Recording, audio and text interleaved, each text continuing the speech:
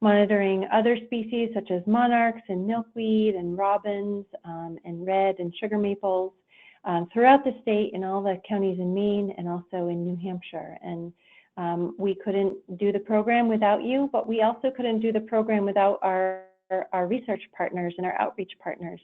And Susan's talk today is going to share a bit more about the research that they're doing at Maine Audubon on loon biology and about the ways that your observations of loons and the timing of when you see chicks and sitting on nests and so forth, loon calls, and when they move into inland lakes in the season, when you first see them there, those are all very helpful for her research, and she's just going to share a bit more about that. But we've been doing, as Esperanza mentioned, webinars with other of our partnering scientists as well. We had one on rockweed, and we'll be talking with another researcher who's working on forest ecosystems later in August. So with that, I will turn it back over to Esperanza, and so Susan can get started. Thank you all. Thanks, Beth. I'm going to share Susan's screen now. And so we're really happy to have Susan Gallo, biologist with Maine Audubon and close partner with us with Signs of the Seasons. And I think you're going to find this super interesting presentation. And if I can find you on here, Susan, there we go.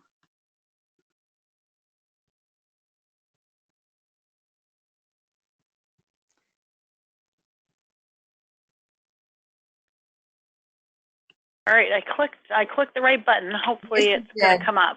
Great, thank you. Looks good. All right. So you can see that okay? I put myself on mute. Yes, yes, looks good. Okay. All right, so it's all on. Okay. Yes. I'll start. It's kind of a little bit strange to be sitting in my office looking at a computer screen instead of out on a sea of faces, but I'll do my best to sort of keep on track. And usually I take questions as I talk, and so that often spurs different conversations. So I'll try to just power through this presentation. And if we end up at the end of the webinar and your questions don't get answered, or you have a question that's hard to type in, or you can always reach me at Maine Audubon. It's sgallo@maineaudubon.org, and I'm happy to follow up with anybody after this on the phone or by email. So reach out to me that way. So I'm just going to cover this slideshow is one I do a lot for lake associations and groups like that. It usually takes about 45 minutes to get through all the slides. So I'm going to try to move it along and leave a little bit more time for questions. And the first half of the slideshow talks about loon natural history, kind of where loons are, when they come back, what they do when they get to Maine, and then the second half is more threats, concerns, issues, what we need to be thinking about, what we need to be watching out for. So jumping right into loon natural history. Oops, I can advance my slides. Hold on one second. Okay, there we go. All right, so I'm Maine Audubon. I work for Maine Audubon. Maine Audubon's a conservation organization that is focused on wildlife and wildlife habitat. And the Maine Loon Project has been here since the late 70s, early 80s, when we started gathering information about loons based on concern from people that loons weren't doing that well, or that we weren't seeing as many loons as we had in years prior. So this project evolved. The Maine Loon Project evolved over the years. We're in our 34th year in 2017, and we do a lot of different, as Beth mentioned, we do a lot of different projects related to loons. But one of the nice things about loons in Maine is that loons are a bird that almost everybody has seen and almost everybody can identify. So they're these big, amazing, charismatic birds. So they're about 46 inches from wingtip to wingtip and about 32 inches from the end of the bill to the end of the tail. So they're really big birds. They are also really unique in that they're heavy. They're diving birds, and just like penguins, they have solid bones so they can dive. This is a kind of a different view of a loon than most people typically see. And I like to use it to point out a couple of different things. One is the size of the feet at the back of the body there. Not only are the feet themselves really quite large, but you can also see how they're located. They're way in the back of the body, and it makes for a couple of their other adaptations that they have are linked to the location of their feet. So when we talk about nesting, we'll come back to this slide and the skeleton. Another thing is their wings. They keep them in like that. These birds are diving for fish, swimming underwater. They're powered by their feet. They're going to keep their wings in tight like this when they swim underwater. And then the other interesting thing about the skeleton is the length of the neck, which has got a really long neck, much longer than people typically think based on how you see them on the water. And an interesting thing about their vertebrae on their neck is their vertebrae are shaped so that that neck can be really flexible. And you can see if in that slide how much space there is between each vertebrae. That neck is super flexible. It can turn, it can go in all directions, up and down, right and left. So it's really good at catching fish. And then the sort of third thing to look at is the bill. The bill is at the end. The bill is really heavy. It's super strong between the muscles on that neck, and the width and the width of that bill makes it a really good weapon for defense. Hold on one sec. I'm just going to ask. Hey, Donald. Hold on one sec. I'm going to just close a. Do you mind? Thank you. All right. Sorry, there was some distracting noise here. No, I'm good. Thanks. All right. Thanks for letting me make my office a little quieter. So a really interesting skeleton, really interesting adaptations make this bird a really formidable predator. This is a great shot underwater that shows you, just reemphasizes how big those feet are and where they are on the body. They're way in the back. So one of the interesting things about loons is I mentioned that they're heavy birds. A full-grown male in Maine in prime breeding condition will weigh about 15 pounds. Females are a little bit smaller, and it's one of the only ways. There's two ways to tell males and females apart, but one of them is by size. So if you see a pair together, the bigger one will be the male, and then but the other sort of dilemma about if you're going to weigh this much as a bird,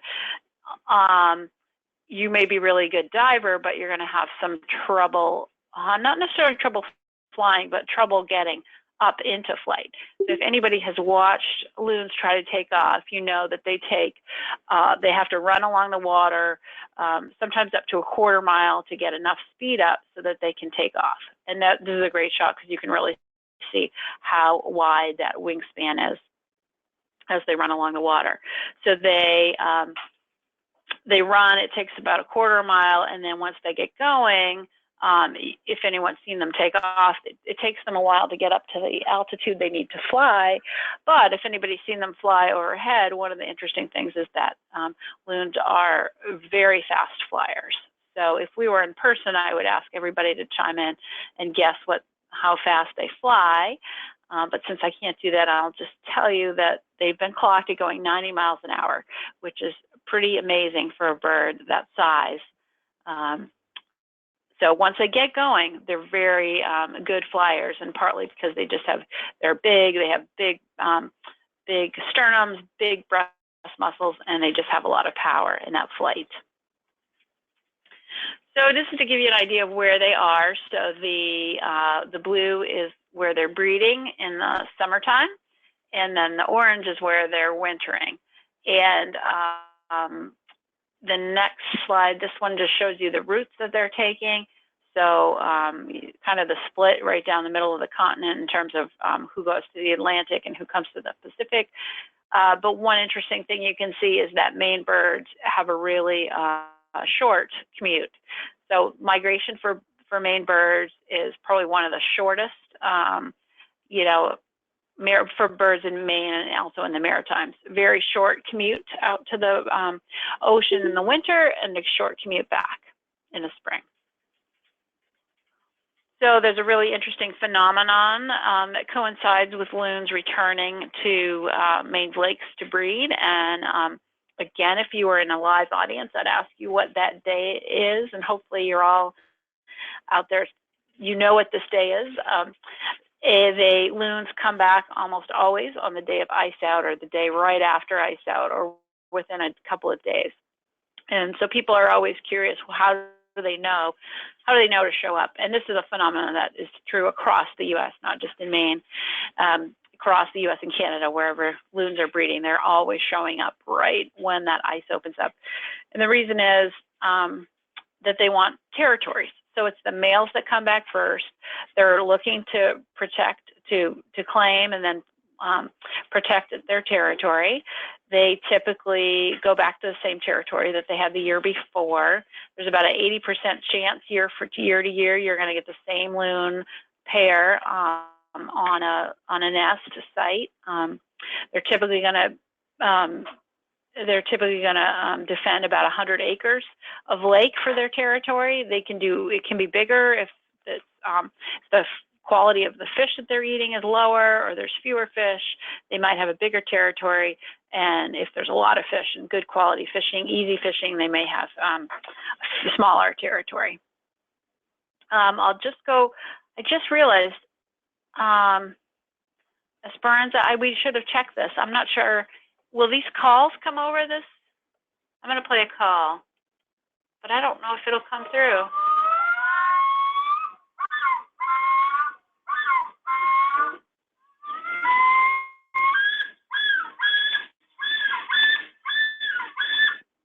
So I don't know if you guys heard that.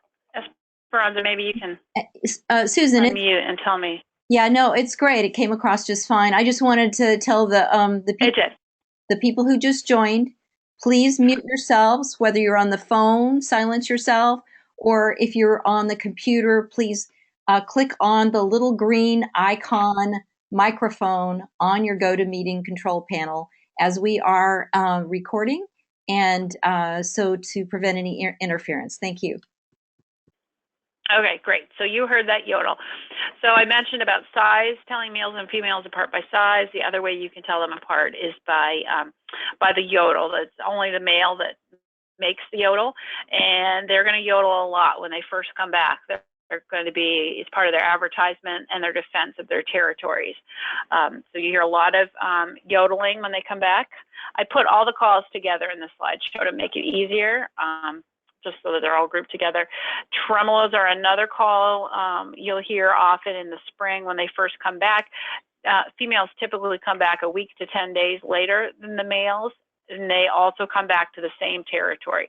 The males are coming back to the same territory they had. The females are coming back to the same territory they have. They haven't spent the winter together.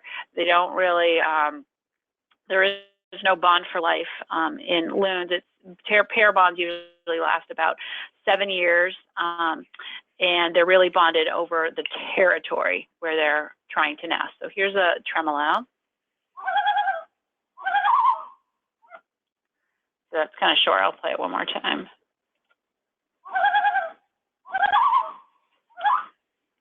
So that's a call that you'll often hear between males and females when they're reestablishing their pair bond after they've been separated all winter.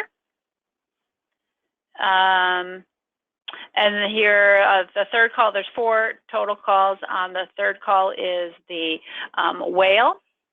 And this is not a stress. The tremolo and the yodel are both kind of stress-related calls. You hear them when they're either somebody's coming into their territory, they're trying to chase somebody off.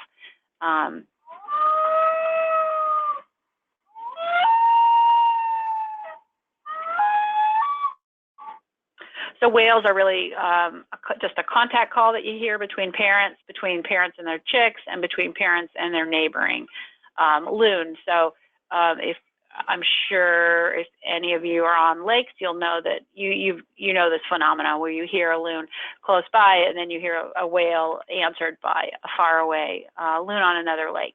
So it's just a contact call. They're social birds in the wintertime, and they're not really so social in the summer.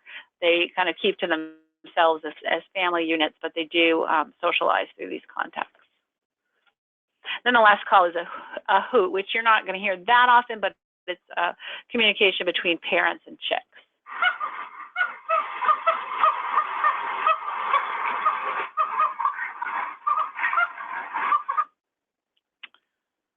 So getting back to nesting, with a pair, as I mentioned, they haven't been together all winter. They usually bond and connect over a nest site, and so they do a lot of ritualistic behaviors. They swim together, they dip their bills, they tremolo back and forth, and that creates the bond that lets them stay together all summer long.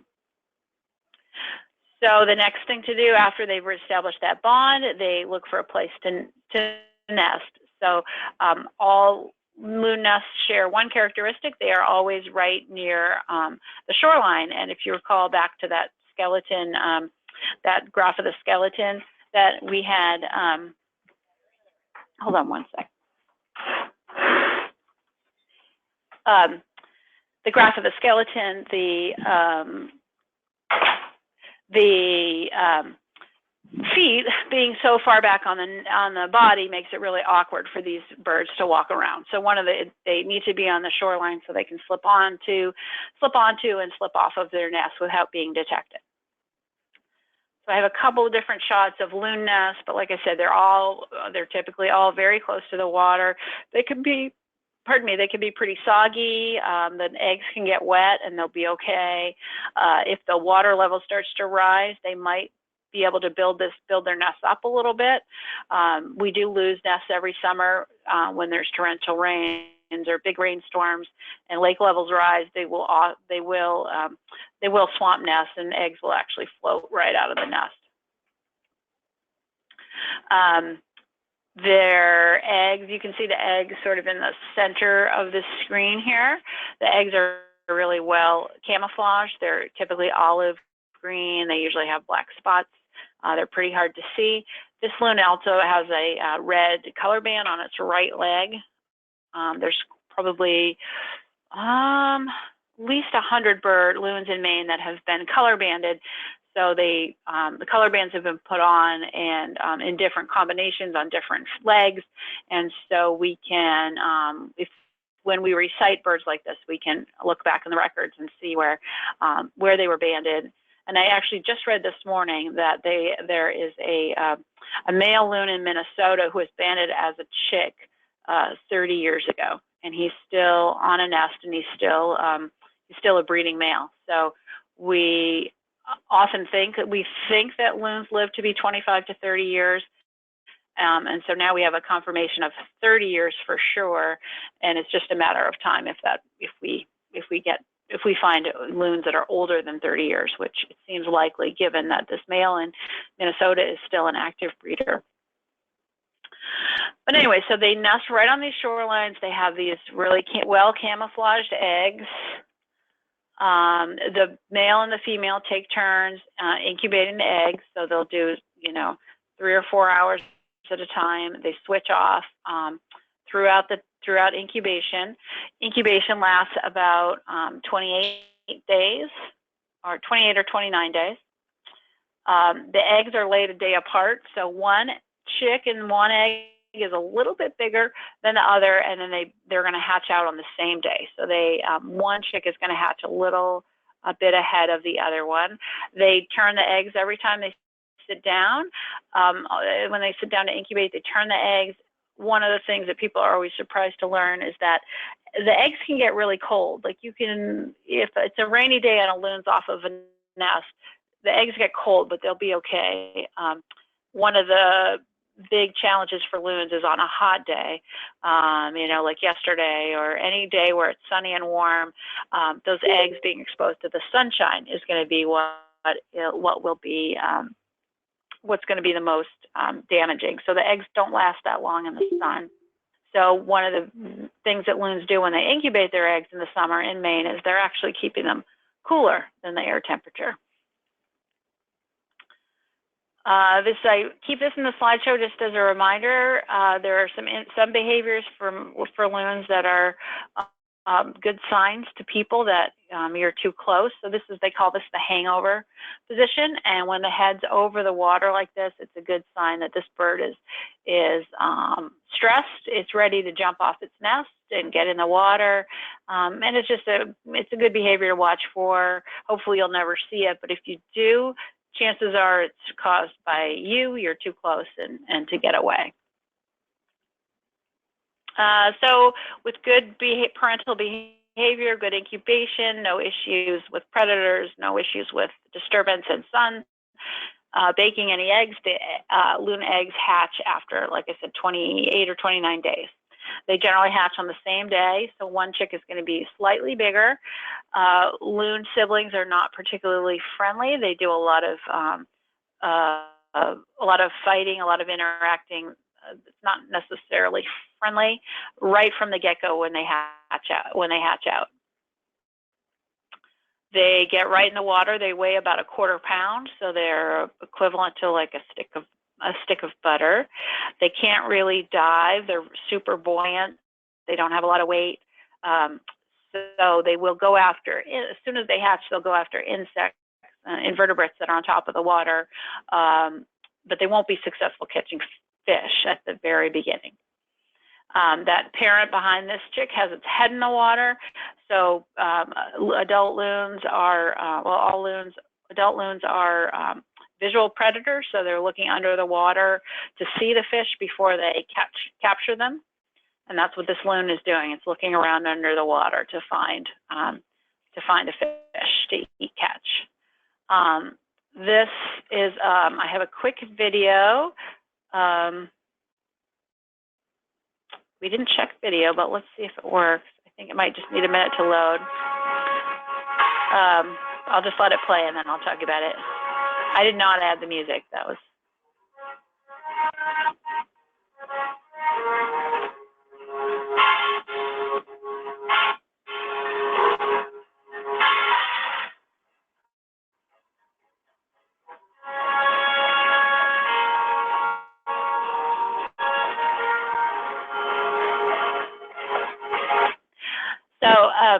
That was a clip from Biodiversity Research Institute. They have translocated some loon chicks from Maine down to Massachusetts. And so that was a film clip that they took. They raised the loons in, the young loons in some of these pens, enclosures. So if you saw the fish were coming down were literally dropping from the sky, that was the researchers dropping the fish in to feed the loon. And then that was a really good example of just how loons swim and how they look for and chase after those fish. So this is a typical gizzard. This is the gizzard contents for a loon. We are involved in a research project with Tufts University, the vet school at Tufts University. And so we and our volunteers, citizen scientists throughout Maine, we've been collecting loon carcasses for the last 25 years. And when people find carcasses, we try to get them in the freezer.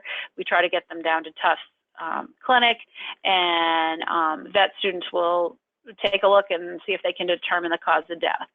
So I'll talk a little bit more about that later in the slideshow, but this is typical gizzard contents of an adult loon.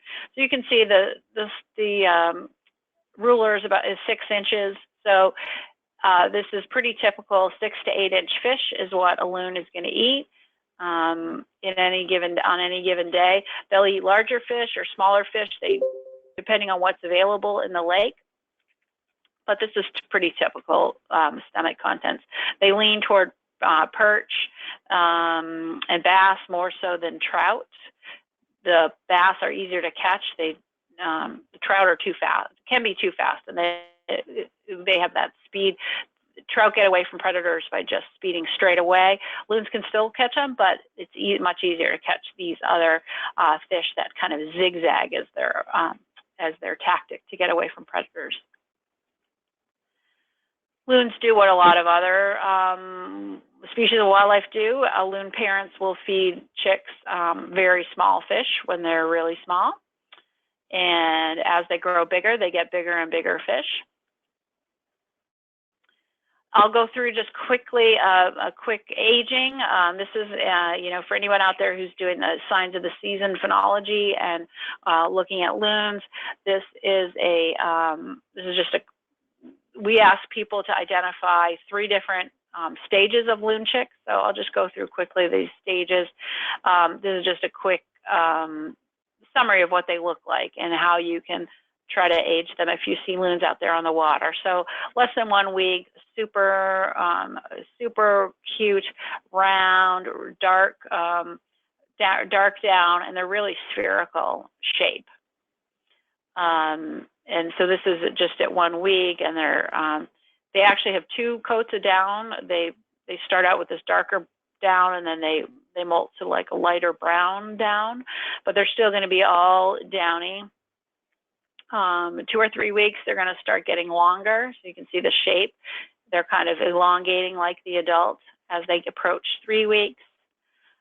4 weeks, they're going to start losing some of their down, as you can see on these 2 chicks, just in the breast there, where those flight feathers are coming in. 6 weeks, you can see that those contour feathers just kind of move back along the back. You can see the head is still kind of downy, woolly sort of looking. By 7 weeks, they're going to be, again, the progression just continues. Until 9 or 10 weeks, they're going to be pretty solid, contour feathers all over, and all that down will be gone. And then this is the age where they start flying.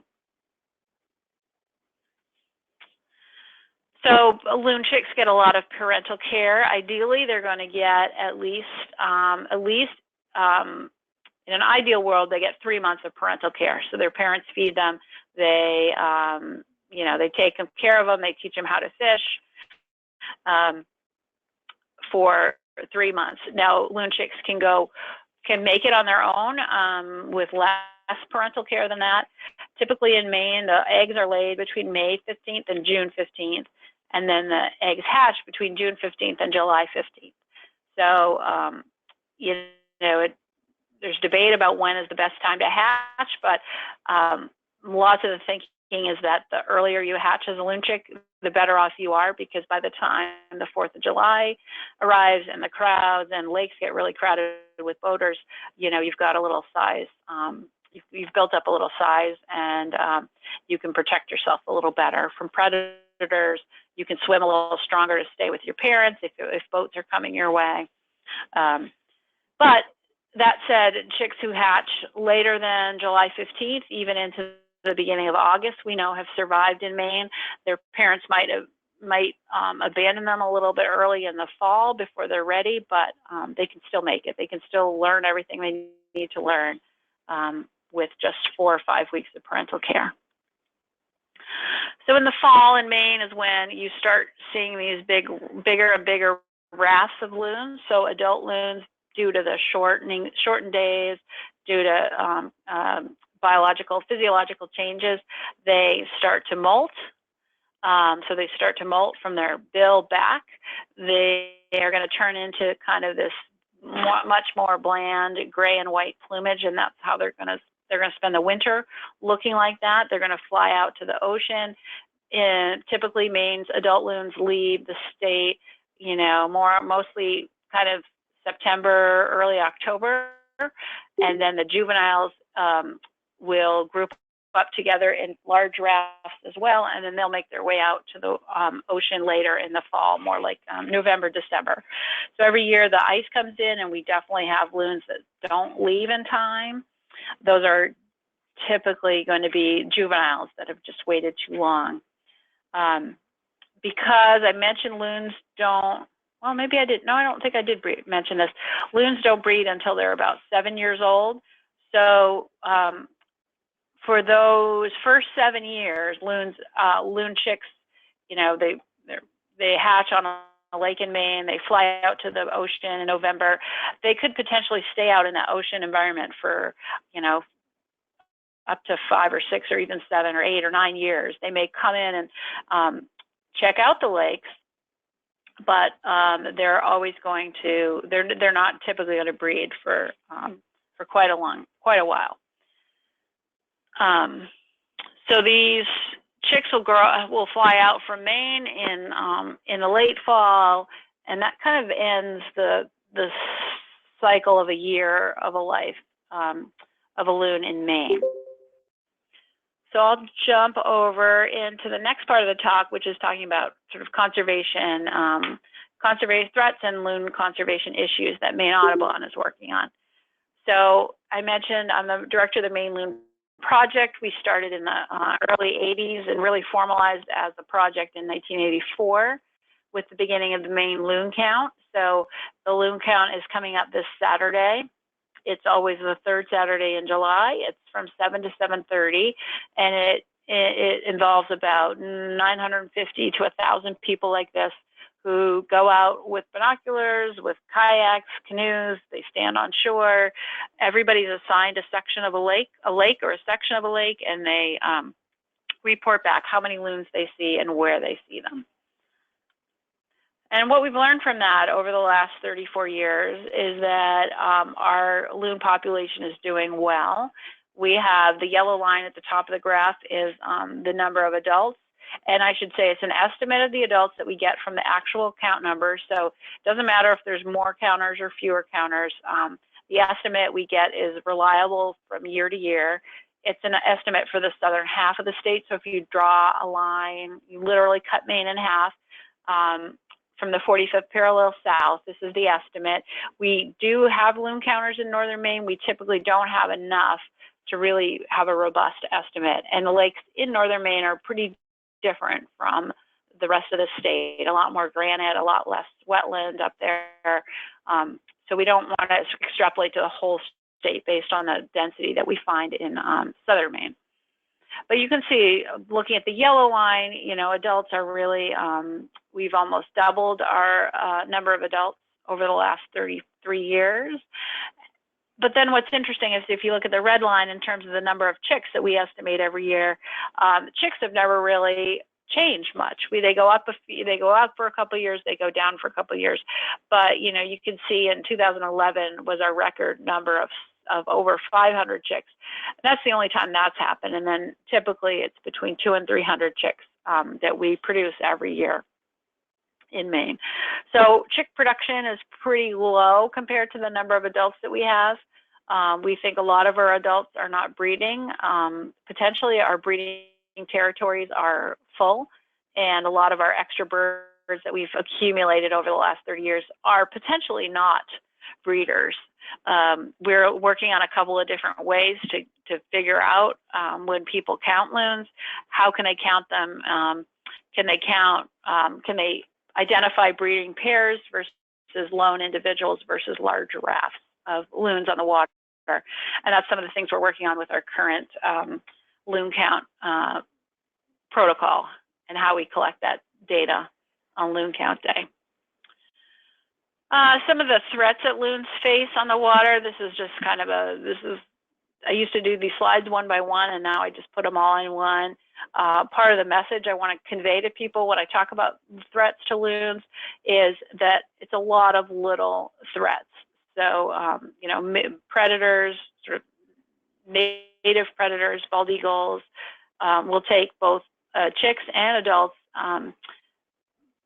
Predators like mink, skunk, raccoons will take eggs. Ravens and crows will take eggs. Big fish will take chicks for sure. Snappers take chicks. But there's also boating disturbance, so canoes and kayaks in particular, but also boating, you know, fishing boats, bass boats, speed boats. Both a disturbance factor for the non-motorized boats that are close to shore, And then, you know, the speedboat factor of just literally running over adults who pop up in the water, or chicks who pop up in the water. And if any of you have been on bass boats, they're fast, and, you know, hard to predict if you're a loon, hard to predict where to come up and not if there's a speeding boat in your neighborhood. So, but all of those threats. Oh, and I put the power plants are in here because just to remind me about mercury. Mentioned mercury as a threat that loons have face every day on waters in Maine. Maine's lakes have some of the highest levels of mercury, and mercury, we know, impacts loon behavior. It makes them, as parents, they're not as good parents. They're not as attentive to their chicks. They don't spend as much time feeding their chicks. And we know that, you know, attentiveness and time with the chicks is one of the most important predictors for successfully raising chicks in Maine. Fireworks is another one, big issue for the 4th of July in terms of boat traffic and the firework disturbance themselves, and definitely ongoing issues now that we have year-round fireworks. And most towns in Maine allow year-round fireworks. So there's now, in addition to that sort of big pulse of activity on the 4th of July, there's the regular weekend, and or even in some cases throughout the week, smaller, consistent fireworks displays on many of our lakes. I put lead sinkers in there, lead jigs in there, and I'll talk a little bit more about lead poisoning at the end of the slideshow. And I also, the picture of the person holding the loon, that loon is tangled in fishing line.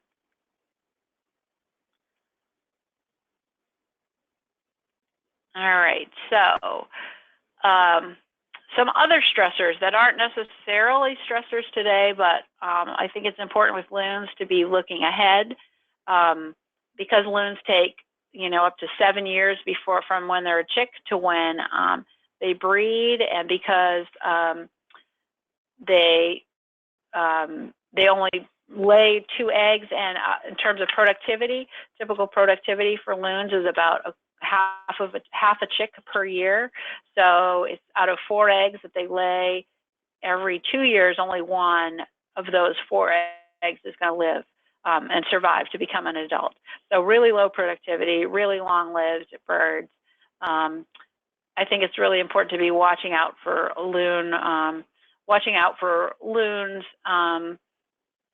because of that delay. If we saw by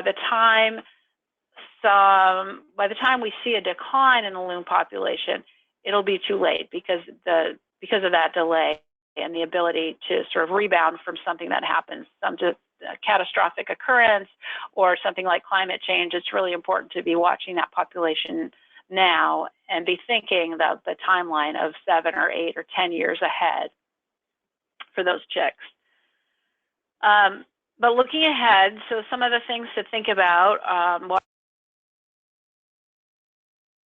water quality and storm events, all things that are coming under the sort of banner of climate change.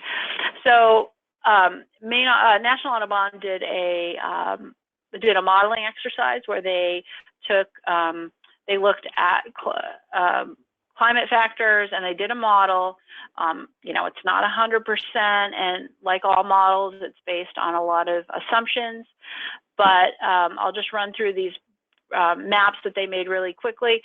This is the year 2000, so this is kind of current range of loons, and you can see the yellow is the summer range, and then the winter range is the blue. So it's a little bit bigger, a few more areas included based than that earlier range map I showed. This is 2020, so projecting as the climate warms, as temperature warms, as temperatures go up, you can see Maine getting a little less yellow and then becoming a little more blue in 2050.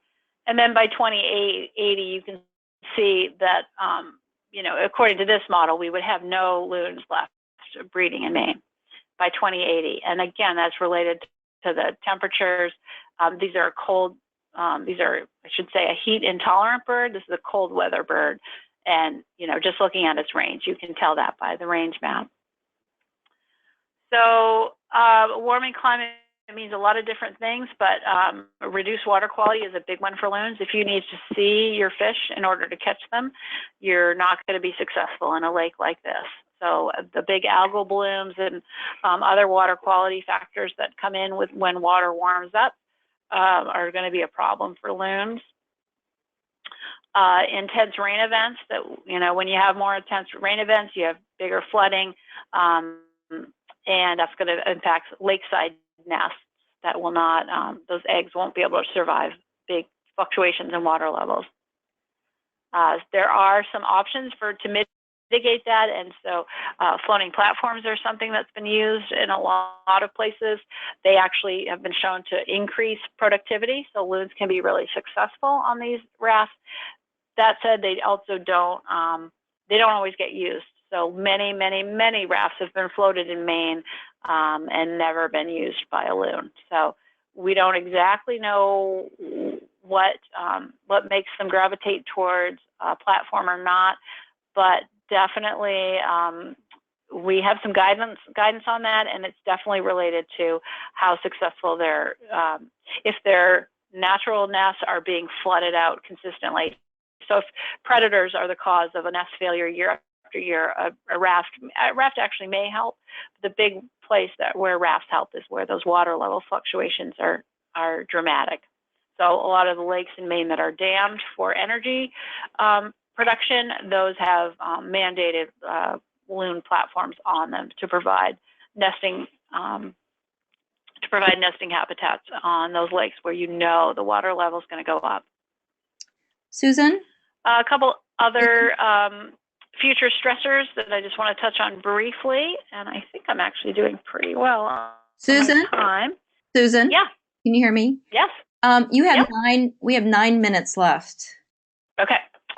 So I'll just go through these really quickly. Insect outbreaks and diseases. There was a really interesting phenomenon in Wisconsin a couple of summers ago. There was a huge outbreak of black flies related to the weather pattern and the warm, lots of snow, and then a really super crazy 70-degree day, early spring, made for a huge black fly hatch, and about 80% of the loons in Wisconsin failed that year. This is just a nice gross slide from Tufts to show, not necessarily, I won't go into any details about the diseases other than to say that these emerging diseases we're seeing are new, they're expanding. So a lot of the diseases, malaria is the one on is illustrated on the left, something that we saw a little bit of once in a while, and then 2 summers ago we had an adult loon that died from a malaria infection. So diseases are definitely changing.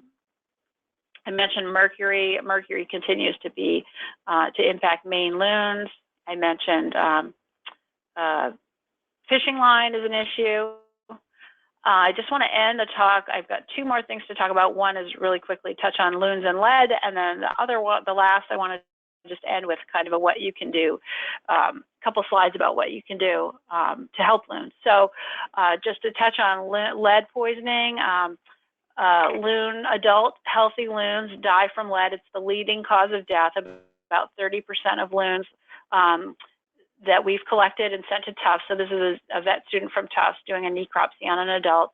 About 30% die from ingesting lead sinkers and lead-headed jigs. So here's just some X-rays showing the pieces of lead that are in the gizzard. Loons, just like other birds, they eat rocks. They ingest rocks, and the rocks sit in their gizzard. So the gizzard, that's the gizzard on the right, and the gizzard is big, strong muscle. It just grinds up the food, grinds up all those fish, because loons, just like all birds, they don't have any teeth. So they ingest these rocks. Here, this is from the New York DEC website. But here's the kind of rocks and gravel that a loon would come along and scoop this up. But what you don't really notice is there are 8 pieces of lead in there. So there's no way for a loon, as he's scooping up these rocks, there's no way to discriminate the gravel from the lead. And we think that's how a lot of lead gets in loons. loons with lead poisoning are really, they act really strange. They beach themselves. They approach people, and you could go and you could talk for an hour on the lead toxicosis and what a terrible thing it is for loons or for anybody. But it's a really fairly quick death, but not quick enough. It's pretty unpleasant. I'll just skip. There was a video of a loon with lead poisoning, but we don't need to see that because we're running short on time. So I'll just go over briefly. We have lead sinker bands in Maine. So 2.5-inch long jigs like the one in the top left picture. You can't buy those in Maine. You can use them, but you shouldn't. But the use will be banned in September of this year. And then the bottom picture with the red line through it is lead sinkers, an ounce or less. Those are banned in Maine. So unfortunately, you still can get painted lead-headed jigs, which is pictured on the right. The paint does not do anything to protect the loon from lead, but those are still legal. But we have some really strong lead sinker laws. There's a lot of great options out there. There's a lot of alternatives to lead, tin, tungsten, steel. We have a great website, fishleadfree.org. You can check it out. We have good partners listed there on the right. And fishleadfree.org is actually right now it's a national website. It started by us in Maine, but we have lots of different state partners signed on and using fishleadfree.org with the idea that we want everybody to see this logo, think fishleadfree.org. So following on that quickly, some things you can do, obviously restocking your tackle box with lead-free tackle is a great thing to do. We also have a lot of lead-free tackle here at Maine Audubon that we can send. If anybody wants to do a lead tackle exchange where, you can, if you have a community event, you can show up with a big bucket of lead-free tackle, ask anglers to bring in their lead tackle and exchange it for new alternatives. We have lots of outreach materials around Fish Lead Free. We have stickers, posters, rat cards. If there's any place in your community you think you can put these out, we can provide them. We've been, most of you are volunteers for this program, looking at loon phenology and through signs of the seasons and using Nature's Notebook to make some of these reports about loon chicks in particular when they hatch and the different stages they go through is really helpful for learning more about how climate change affects loons. And then, of course, with a loon count this Saturday, we're always looking for new people. If you're interested in that, you can shoot me an email. We're still collecting dead loons. If you come across a dead loon on your lake, give me a call or email this Dead Loon Maine email to get some directions for what to do. We'll collect it, we'll get it to test, and we'll try to tell you more about it. We are also involved with the Lake Smart program. So if anybody's familiar with that, Lake Smart is an award through the Maine Lake Society for camps that are protective of water quality.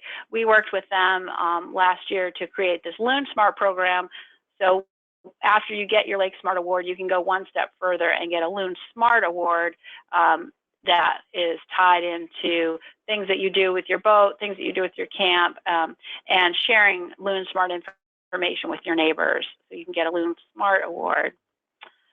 And with that, I will end. And these are just all these pictures, the amazing pictures you've seen were taken by lots of really fabulous amateur photographers. So thanks to all of them, and thank you all for listening. And I'll hand it back to Esperanza and try to take questions. Great. Thanks, Susan. That was great. So I'm going to start with Sharon Young's question. Did the 2 loons taken from Cumberland County and were relocated to Massachusetts survive? And did they return to the Massachusetts lake this spring, or did they return to their native Maine lake? And they has follow-up questions as well. Okay. So no, they haven't returned yet. We don't expect to see them for at least.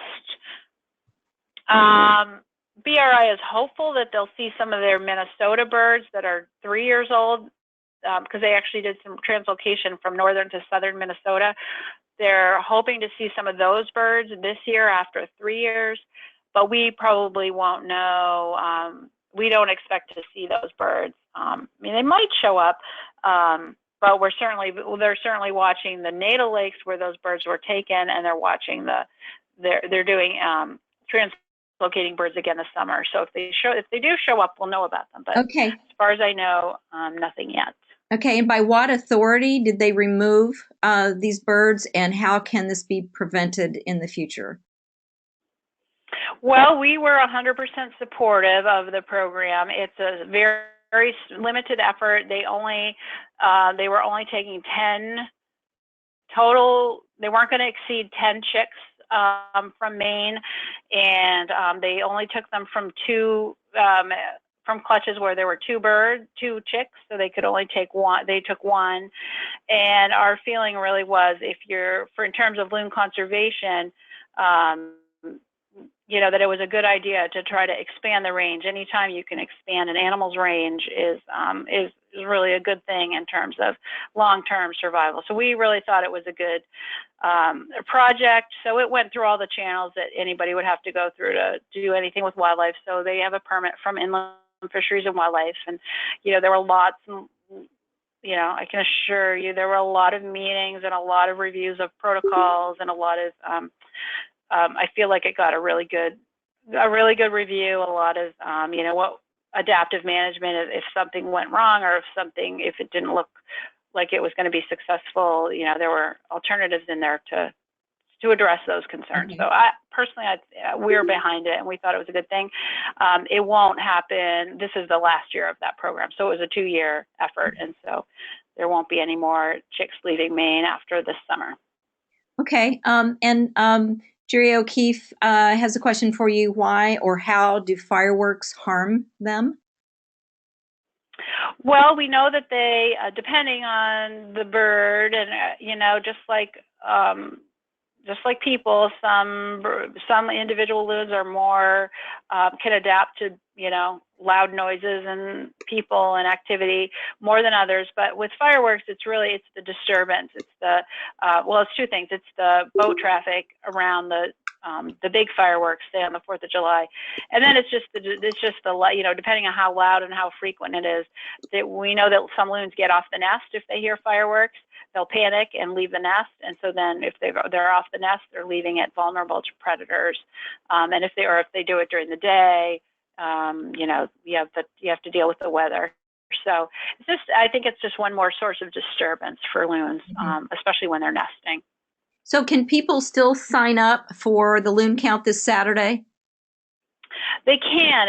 It might be a little tricky to get. They would need.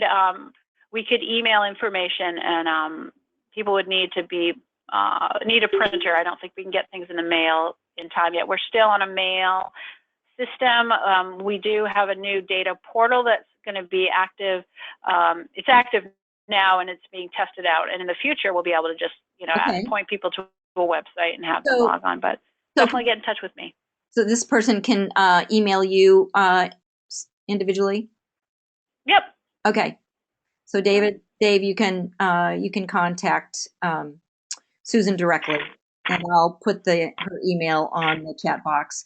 So can you quickly repeat the timing of molting? And I understand we're 2 minutes past, so if people need to go, that's fine. But if you want to answer this, I think last question, Susan, that would be great. Yep. So timing of molting, like chicks, or I'm assuming that means the chicks in the summer time. Is that? I think that's what she. Yeah. So it's about. So they're all down and really no contour feathers until 4 weeks of age, and then from 4 to 10 weeks is when when those contour feathers start coming in, and they really go from the head all the way down to the progress down the body, and then it's by 9 or 10 weeks they're going to be solid. They're going to have solid contour feathers, and that's when they can start flying. Okay. I hope that if that doesn't answer the question, let me know. Sharon will get in touch with you if that needs further clarification. Adult molting, actually. All right. Oh, adult molting, it's kind of, I don't really know that much about adult molting other than what I've seen, which is, it starts with the shortening days. So typically September, sometimes August, but typically the beginning of September. and it's just they're gonna molt, molt into that gray and white plumage throughout the month of September and into October. So by the time they fly out to the coast, they're going to be in their winter plumage. Okay. Thank you, Susan. I think that's all of the questions. And I just would like to thank Susan for the great presentation. And thank you all for participating. I want to also let you know about our third webinar coming up on Friday, August 4th from 3 p.m. to 4 p.m. It's Dr. Caitlin McDonough's research in Maine. She's been researching flowering and leaf out and flowering phenology in Acadia, and also through historical data in Maine. So I think it's going to be fascinating. She's been working here for, as I said, several years, and this is part of her doctoral program with Boston University. So I highly recommend that, and we'll be sending out information. And Susan, what is your email again? So it's sgallo, SGALLO, at Maine Audubon, one word, MaineAudubon. Okay, great. Thank you all for participating, and we hope to see you on the next webinar.